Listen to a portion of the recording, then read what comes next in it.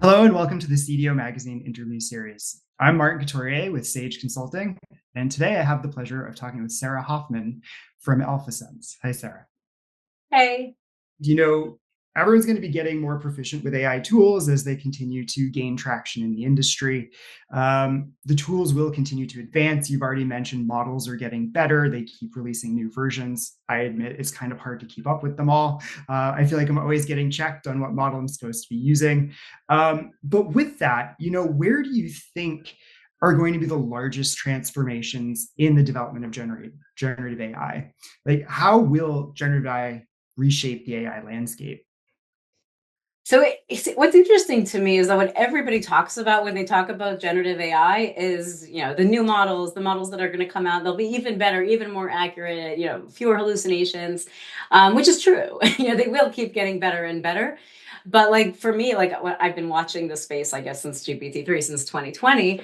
And the thing that had the biggest impact, and I mentioned this a little bit earlier, was really not making the large language model better. It was when we thought about combining it with search engine technology. The two biggest issues that we had, the fact that it wasn't real time, that went away because now it has real time information. The fact that it hallucinates, now we could verify because we could go back to the source and see if this is true or not. And so those two issues basically, almost completely went away because we combined it with a technology that has existed for years.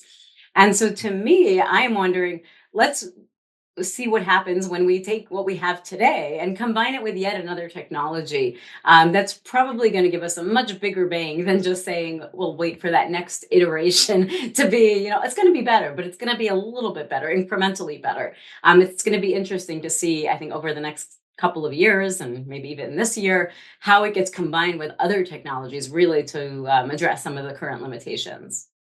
Yeah. I think large language models, they are language models, and we kind of take them for granted because they answer our questions. It seems like they're also this knowledge base.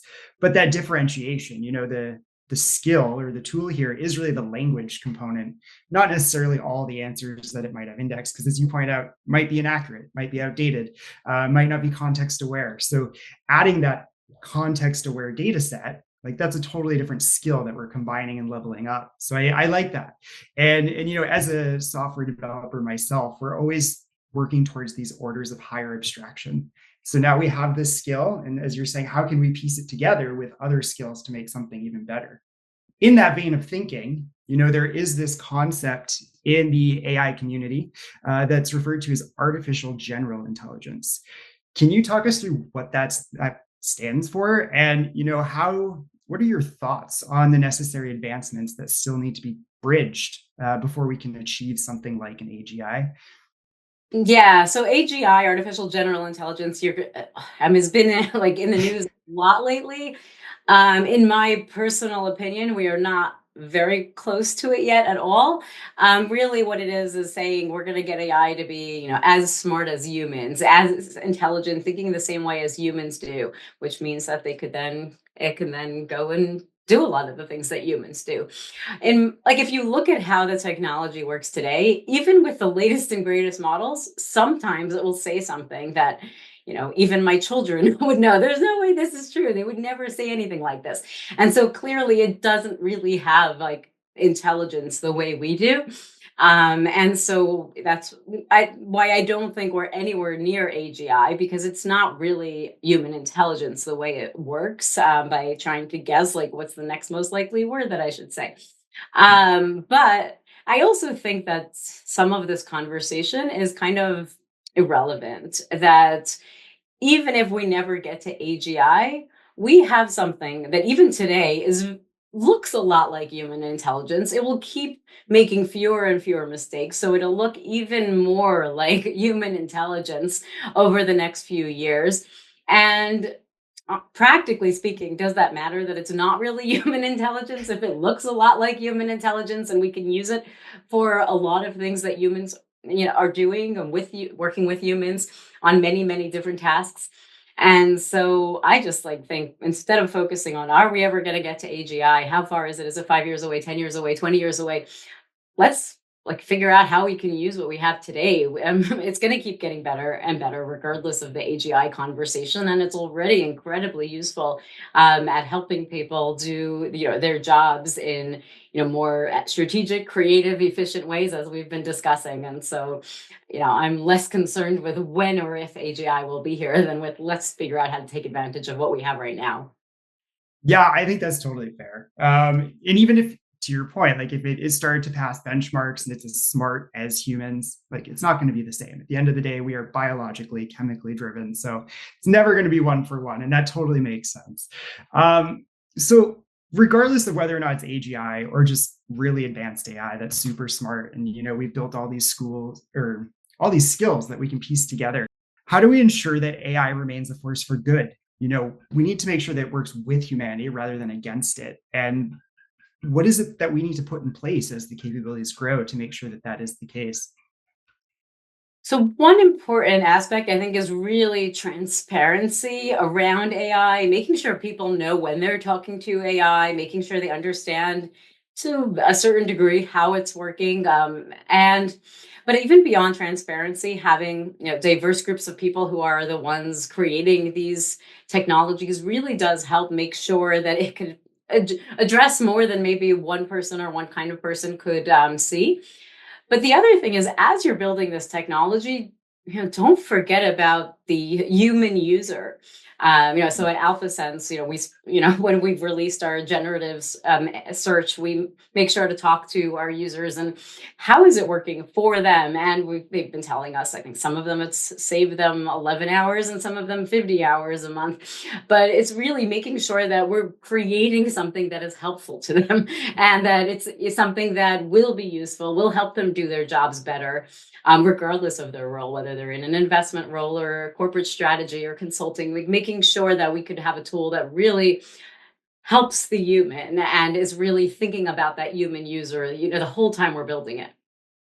Yeah, totally. One of the things that I've noticed, evaluating AI has been really hard. And so it's not like traditional software development, you just throw QA at it. Like at the end of the day, it needs to, as you say, satisfy the user. And so what I see us doing is, going back to those stakeholders, and those stakeholders are kind of branching out and asking their stakeholders, like, does this work? Is it for your use case?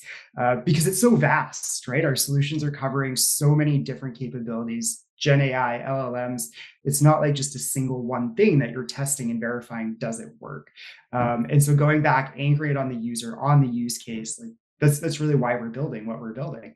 So that makes a ton of sense. And I would add to that like, like I mentioned, we have these stats on how much time we've saved for every new generative feature that we offered our users.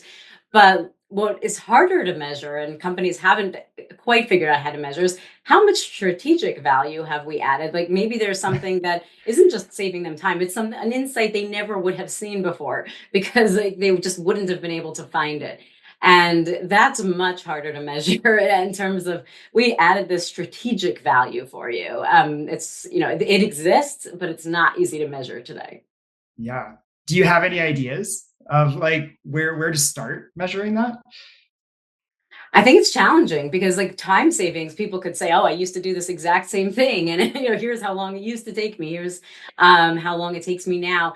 I think you could try to get it and say, like, if you have somebody, maybe you could even like have people say, "Hey, can you use your traditional like searching methods and then use this and see if there was something you found now that you didn't find before." But you have to a little bit force it to really get that metric and see this. Okay, this is something that I really didn't see before when I was trying to do my traditional search. Maybe if you find like projects that somebody's already worked on and you ask them to come back to it and say, is there anything here now that like existed before, but you didn't find it. Like Yeah. that would be one way to really try to come at that.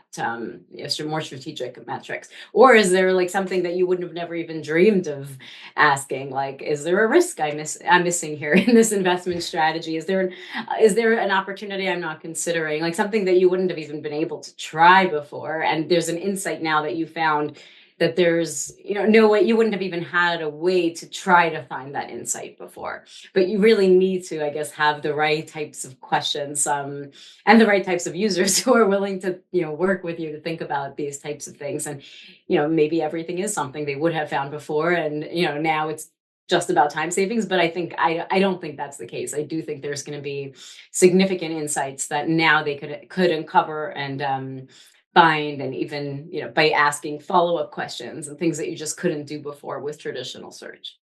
Yeah. That's an interesting idea. I'm definitely curious to go try it out. Because I mean, there's that hard part, like you said, we might not have measured it in the past. So like how you find that diff without, the initial data, it's a great challenge. Um, well, Sarah, this has been really fun. I want to thank you, Sarah, for joining me today. And to anyone listening, please visit cdomagazine.tech for additional interviews. Thank you. Thank you for having me here.